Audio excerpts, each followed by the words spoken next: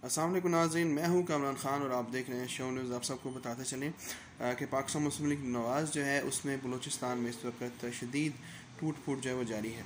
और वजह सिर्फ ये है कि मियाँ मोहम्मद नवाज़ शरीफ हमेशा की तरह पाकिस्तान आर्मी की बेइज्जती करने को तरजीह देते हैं। बिलाशुबा ये वीडियो जिस वक्त मेरी मौजूद है ये हमारे सोशल मीडिया के सार्फिन के लिए है, और ये बात बहुत अहम है कि पाकिस्तानी फ़ौज ने हमेशा पाकिस्तान के वक़ार के लिए काम किया है।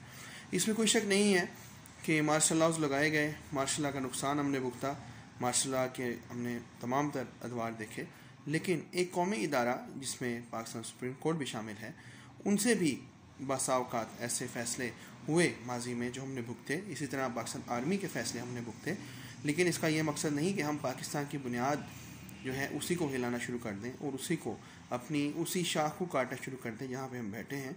और इस हवाले से पाकिस्तान मुस्लिम लीग नवाज़ को अपनी इस स्ट्रेटजी पे गौर करना होगा।